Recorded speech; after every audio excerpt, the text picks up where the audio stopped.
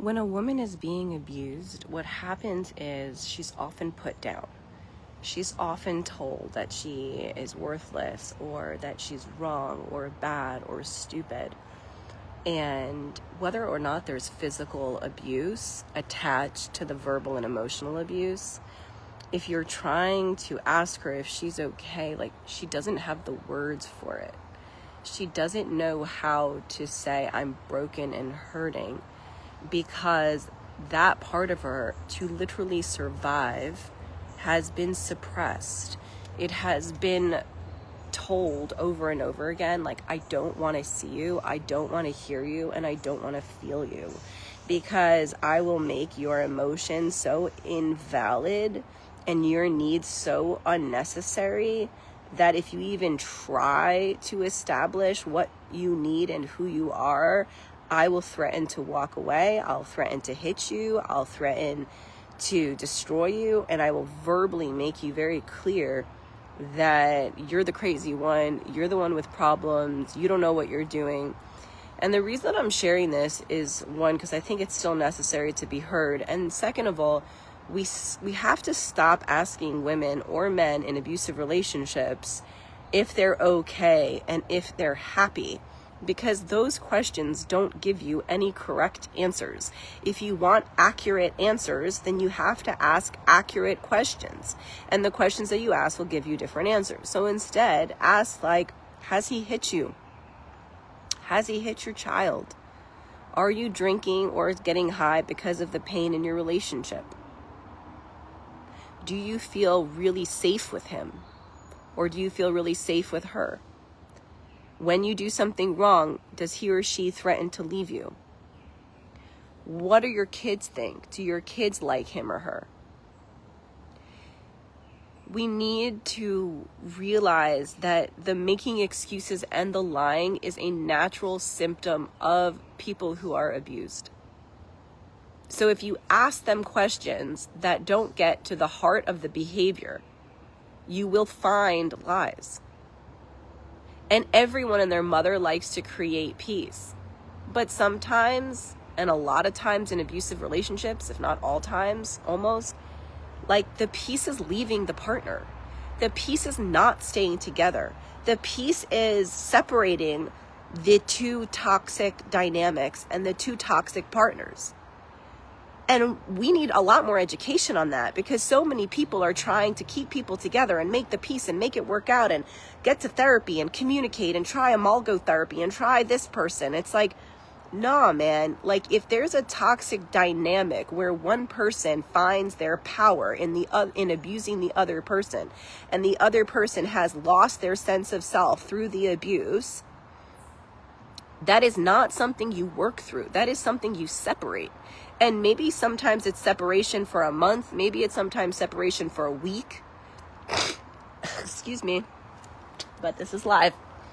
But sometimes it's separation forever. And that's good. And that's okay. In the Jewish religion, which is essentially one of the foremost origin, books that a lot of other religions take from, and whether you believe in whatever you believe or not, like, you're allowed to divorce. Not only are you allowed, you're encouraged. And, like, people need to get that straight, especially in the Jewish community from which I'm in. Like, divorce is not something to run away from. Yes, you should work on your marriage if there's no active abuse that's attached to narcissism or addiction. But if you have an active narcissist who doesn't have empathy and who doesn't have help to get out, and he can't see his problem in it, and he can't take responsibility for his side of things, like, that's not something you can work through. It's not. People with severe active addiction or narcissistic personality disorder does not work with a few therapy sessions. You will continue to tell the woman that he's trying if he's not actually trying, and the abuse will get worse and worse and worse until she literally gets, a horrible disease or is dead. She's either dead emotionally and doesn't know who she is and had a mother, or she's dead physically, where, 43% of all female homicides in the United States are done by the intimate partner. Think about that statistic. I think it's almost 7 women every single day in the United States are murdered by the intimate partner. Check it up. Google it. Research. And these people are never fucking sober, okay? They're never sober. And they're definitely not focused on themselves and how they can heal.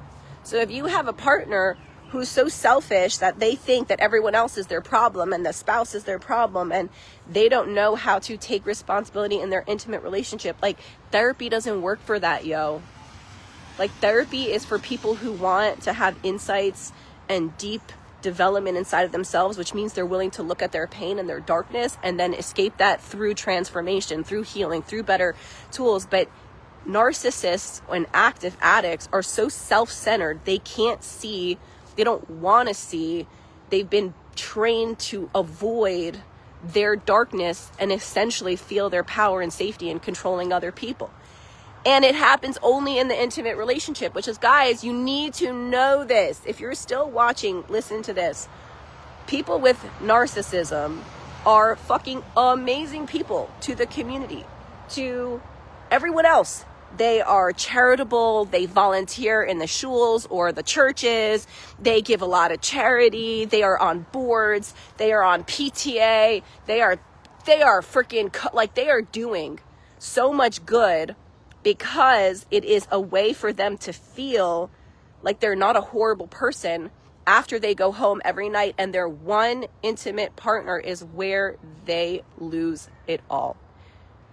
We need to understand and educate people that there are very good people for the community who still go home. I mean, so they think, who try really hard to do good things that are obviously good, like volunteering and charity for the community, and then go home and beat their wives and hit their wives and put their wives down and rape them, which means force sex on them without their consent, even if they're married, and do all of these things that are happening right now in your community. And you need to ask yourself, who in my community is charming and who's doing so much, but doesn't actually look at his wife in the eyes?